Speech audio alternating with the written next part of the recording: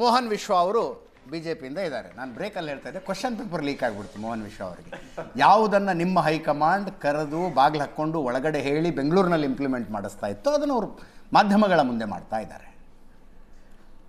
ಅಜಿತ್, ಇಲ್ಲಿ ಅದಕ್ಕೆ ಇನ್ನೊಂದು ಅಂದರೆ ಶುರುವಾಗಿದ್ದು ಪಾಪ್ಯುಲರ್ ಮುಖ್ಯಮಂತ್ರಿಗಳನ್ನು ಕಾಡಿಸೋ ಪ್ರಕ್ರಿಯೆ ನಿಮ್ಮಲ್ಲೂ ಇದೆ, ಅಲ್ಲೂ ಇದೆ ಅಂತ ಅಲ್ಲ. ನೀವು ಸರ್ವ ಸ್ವತಂತ್ರರು, ನೀವು ಹೇಳಿ. ನಾನು ಹೇಳ್ತಿರೋದು ಏನು ಅಂತ ಹೇಳಿದ್ರೆ, ಇಲ್ಲಿ ಈ ಜನರಲ್ ಸೆಕ್ರೆಟರಿ ಇನ್ಚಾರ್ಜ್ ಏನಕ್ಕೆ ಕರ್ನಾಟಕಕ್ಕೆ ಬಂದರು, ಮೀಟಿಂಗ್ ಶುರುವಾಯಿತು ಅನ್ನೋ ಒಂದು ಹಿನ್ನೆಲೆ ತೆಗೆದು ನೋಡಿದ್ರೆ ಅದೆಲ್ಲ ಶುರುವಾಗಿದ್ದೇ ಸಿದ್ದರಾಮಯ್ಯನವರ ಆಪ್ತ ಬಳಗದ ಪತ್ರದಿಂದ. BR ಪಾಟೀಲ್ ಆಗ್ಬೋದು, ರಾಜು ಕಾಗೆ ಆಗ್ಬೋದು, ಇವರು ಬರೆದಂಥ ಒಂದು ಪತ್ರಗಳು, ಸಚಿವರಿಂದ ಅನುದಾನ ಸಿಗ್ತಾ ಇಲ್ಲ ಅಂತ ಹೇಳಿ ಅದನ್ನು ಕಂಟಿನ್ಯೂಡ್ ವರ್ಷನ್ ಬೇರೆ ಬೇರೆ ಶಾಸಕರೆಲ್ಲ ಹೇಳಿ ಅಲ್ಲಿಂದ ಶುರುವಾದಂಥದ್ದು ಇದು.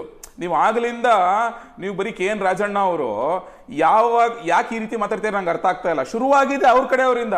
ನೀವು KN ರಾಜಣ್ಣ ಅವ್ರನ್ನ ಸಿದ್ದರಾಮಯ್ಯ ಆಪ್ತ ಬಳಗ ಅನ್ಕೊಂಡ್ರು ಸಹ ನಿಮ್ಗೆ ರಾಜು ಕಾಗೆ ಆಗ್ಬೋದು ಅಥವಾ BR ಪಾಟೀಲ್ ಆಗ್ಬೋದು. ಯಾರು ಹೇಳಿದ್ರು ನಿಮ್ಗೆ ರಾಜು ಕಾಗೆ ಸಿದ್ದರಾಮಯ್ಯನವ್ರ ಕಡೆಯಿಂದ ಅಂತ ಯಾರು ಹೇಳಿದ್ರು? ಅಲ್ಲ, ಆ ರೀತಿ ಚರ್ಚೆಗಳು ನಾನು ಮಾಧ್ಯಮದಲ್ಲಿ ನೋಡಿದ್ದಷ್ಟೇ. ಆಯ್ತು, BR ಪಾಟೀಲ್ ತಗೊಳ್ಳಿ ಫಾರ್ ಎಕ್ಸಾಂಪಲ್.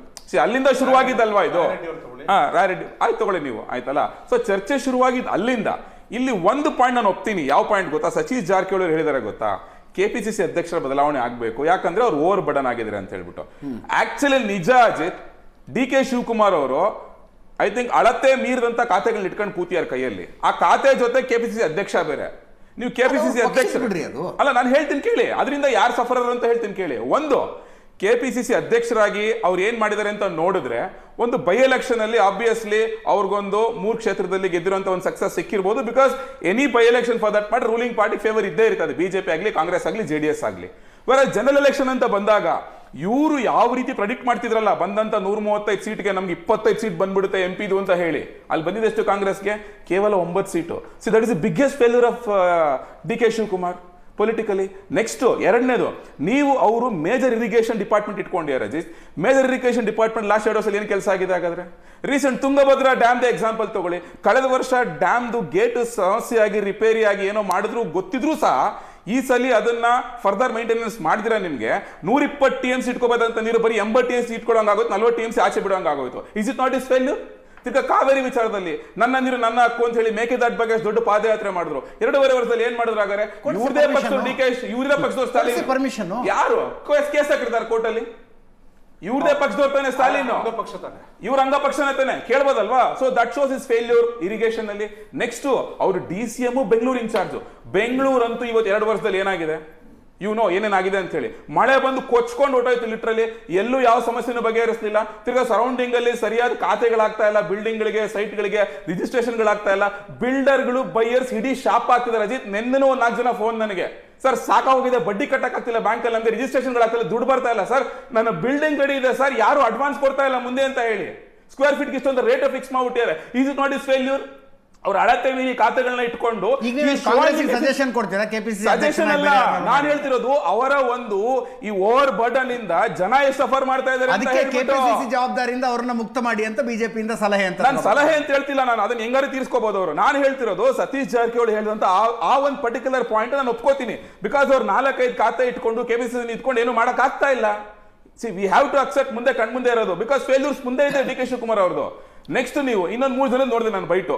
ಯಾರ್ದು? ನಮ್ಮ ಮಧು ಬಂಗಾರಪ್ಪನವ್ರದ್ದು, ಆಮೇಲೆ ಸಂತೋಷ್ ಲಾಡ್ ಅವ್ರದ್ದು, ಆಮೇಲೆ ಜಮೀರ್ ಅಹಮದ್ ಖಾನ್ ಅವ್ರದ್ದು ನೋಡಿದೆ. ಮಧು ಬಂಗಾರಪ್ಪನವ್ರು ಏನು ಹೇಳಿದ್ರು ಈಚೆ ಬಂದ್ಬಿಟ್ಟು, ನನ್ನ ಡಿಪಾರ್ಟ್ಮೆಂಟ್ ಎಲ್ಲ ರಿಪೋರ್ಟ್ ಕಾರ್ಡ್ ಕೊಟ್ಟೆ ನಾನು, ನನ್ನ ಡಿಪಾರ್ಟ್ಮೆಂಟ್ ನ ಕೆಲಸ ನೋಡಿ ತುಂಬಾ ಖುಷಿ ಪಟ್ಟರು, ಹೊಗಳಿದ್ರು ಅಂತ ಹೇಳಿದ್ರು.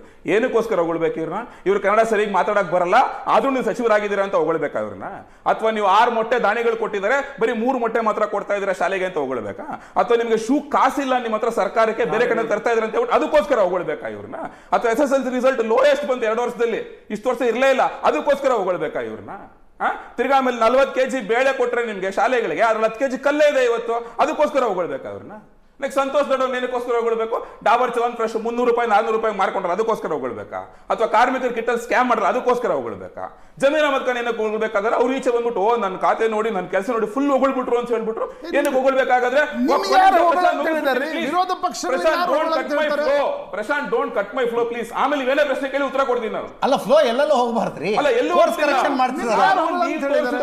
ನೀವು ತೋರಿಸಿರೋ ಬೈಟ್ಸ್ ನಿಮ್ಮ ವಿಚಾರಗಳನ್ನ ಇಟ್ಕೊಂಡೆ ಚರ್ಚೆ ಮಾಡಿ ರಚನಾತ್ಮಕ ಟೀಕೆಗಳನ್ನ ಮಾಡಿ ಅಂತಾನೆ ನಿಮ್ಮನ್ನು ವಿರೋಧ ಪಕ್ಷದ ಸ್ಥಾನದಲ್ಲಿ ಕೂರಿಸಿದ್ದು. ನೀವು ಮಾಡಿ ರಚನಾತ್ಮಕ ಟೀಕೆ ನಾವು ಅಂತ ಹೇಳಿ ನಾನು ಬರ್ತೀನಿ ಈ ಒಟ್ಟಾರೆ ಇಶ್ಯೂನಲ್ಲಿ ನಾವು ಹೇಳ್ತಾ ಇರೋದು JDS is the only party with difference. JDSನವ್ರಷ್ಟೇ ಮೇಲಿಂದ ಯಾರೋ ಹೈಕಮಾಂಡ್ನವ್ರು ಬಂದು ಹಿಂಗೆ ಮಾಡಿ ಹಂಗೆ ಮಾಡಿ ಅಂತ ಡಿಕ್ಟೇಟ್ ಮಾಡೋದಿಲ್ಲ ಅನ್ನೋ ಪರಿಸ್ಥಿತಿ ಇರೋದು JDSನಲ್ಲಿ ಮಾತ್ರ. ನೀವಿಬ್ರು ಒಂದೇ ದೋಣಿಯ ಪಯಣಿಗರು. ನೋ ಅಜಯ್, ಸಾರಿ, ನಮ್ಮ ಪಕ್ಷದಲ್ಲಿ ಹೈಕಮಾಂಡ್ ಬಂದು ಯಾರೋ ಶಾಸಕರು ನಮ್ಗೆ ಅನುದಾನ ಬರ್ತಿಲ್ಲ ಅನ್ನೋ ಟೈಮಲ್ಲಿ ಇನ್ವಾಲ್ವ್ ಆಗುವಂತ ಪರಿಸ್ಥಿತಿ ಬಂದಿಲ್ಲ, ಬರೋದು ಇಲ್ಲ. ಬಿಕಾಸ್ ಮಂತ್ರಿಗಳು, ಸಮರ್ಥ ಮುಖ್ಯಮಂತ್ರಿಗಳು ಹಿಂದೆ ಇದ್ರು, ಈಗಲೂ ಇದ್ದಾರೆ, ಮುಂದೆನೂ ಇದ್ದಾರೆ.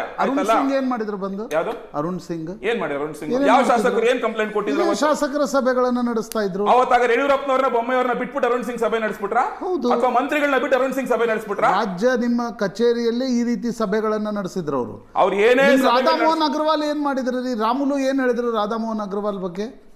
ಕೋರ್ ಕಮಿಟಿಯಲ್ಲಿ ಏನ್ ಮಾತನಾಡಿದ್ರು ರಾಧಾಮೋಹನ್ ಅಗ್ರವಾಲ್ ಅಂತಕ್ಕಂಥದ್ದನ್ನ ಹೇಳಿದ್ರು. ಅಲ್ಲ, ನೀವು ಕ್ಲಬ್ ಮಾಡ್ತಾ ಇದ್ದೀರಾ. ಕಾಂಗ್ರೆಸ್ ಇಲ್ಲಿ ಸರ್ಕಾರ ಡೆಮೋಕ್ರಸಿ ರೂಲಿಂಗ್ ಬಗ್ಗೆ ಮಾತಾಡ್ತಿರೋದು, ಅಲ್ಲಿ ಒಬ್ರು ಜನರಲ್ ಸೆಕ್ರೆಟರಿ ಬಂದು ಇನ್ವಾಲ್ವ್ ಆಗಿರೋದು. ನೀವು ಒಂದು ವಿರೋಧ ಪಕ್ಷವಾಗಿ ನಾವು ಪಾರ್ಟಿ ಆಗಿದೀವಿ, ನಾವು ನಮ್ಮ ಪಾರ್ಟಿ ಆಕ್ಟಿವಿಟಿ ಬಗ್ಗೆ ರಾಮುಲು ವಿಚಾರ ತರ್ತಾ ಇದೀರಾ ನೀವು. You are comparing to different things. You can compare. ಆಯ್ತು, ರಾಧಾಮೋಹನ್ ಅಗ್ರವಾಲ್ ವಿಷಯ ಪಕ್ಕದಲ್ಲಿ ಇಡೋಣ. ಅರುಣ್ ಸಿಂಗ್ ಬರ್ತಾ ಇರ್ಲಿಲ್ವಾ ಪದೇ?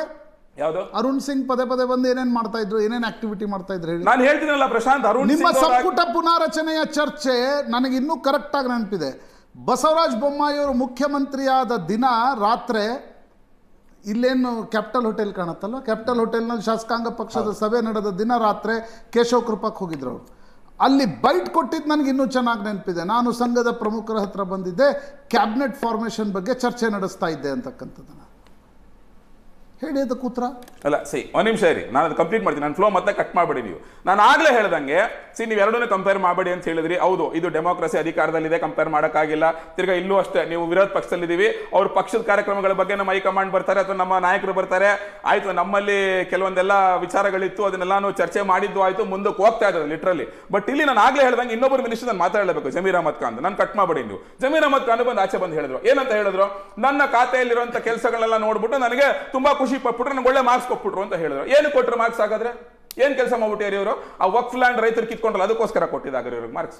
ಅಥವಾ ವಸತಿ ಇಲಾಖೆಯಲ್ಲಿ BR ಪಾಟೀಲ್ ಪತ್ರ ಬರಲ್ಲ ಅಥವಾ ಆಡಿಯೋದಲ್ಲಿ ಮಾತಾಡಿದ್ರಲ್ಲ, ಒಂದೊಂದು ಮನೆಗೆ 40,000, 50,000, 1 ಲಕ್ಷ ಲಂಚ ತಗೊಳ್ತೀರಿ ಅಂತ, ಅದಕ್ಕೋಸ್ಕರ ಒಳ್ಳೆ ಮಾರ್ಕ್ಸ್ ಕೊಟ್ಟರೆ ಅವ್ರು ನಿಮ್ಮನ್ನು ಕೇಳಿ ಮಾರ್ಕ್ಸ್ ಕೊಡ್ಬೇಕೇನ್ರಿ? ನಿಮ್ ವಿಪಕ್ಷಗಳನ್ನು ಕೇಳಿ ಅವ್ರಿಗೆ ಮಾರ್ಕ್ಸ್ ಕೊಡ್ಬೇಕು. ಅಲ್ಲ, ಆಬ್ವಿಯಸ್ಲಿ ನಾವು ವಿರೋಧ ಪಕ್ಷ ಅಂತ ನೀವ್ ಹೇಳಿದ್ರೆ ಈಗ ಜವಾಬ್ದಾರಿ ನೀವು ರಚನಾತ್ಮಕ ಟೀಕೆಗಳನ್ನ ಇವತ್ತಿನ ವಿಷಯ ಇದೆ. ಆಯ್ತು, ಒಂದ್ ನಿಮಿಷ, ಮೂಢ ಹಗರಣದಲ್ಲಿ ರಚನಾತ್ಮಕವಾಗಿ ಟೀಕೆ ಮಾಡಿ ನಾವು ಕೇಳ್ತಾ ಇರೋದು ರಣದೀಪ್ ಸಿಂಗ್ ಸುರ್ಜೇವಾಲಾ ಯಾಕೆ ಮಾರ್ಕ್ಸ್ ಕೊಡಬೇಕು ಅಂತ ನಾವು ಕೇಳ್ತಾ ಇದ್ದೀವಿ. ನಾನು ಅದನ್ನೇ ಹೇಳ್ತಾ ಇರೋದು. ನೀವೊಂದು ಆಡಳಿತದಲ್ಲಿ ಅಡ್ಮಿನಿಸ್ಟ್ರೇಷನ್ ಇನ್ವಾಲ್ವ್ ಆಗ್ತೀರಾ ಅಂದ್ರೆ ಏನು ಕೊಡ್ಬೇಕು ಮಾರ್ಕ್ಸ್ ಅವರು?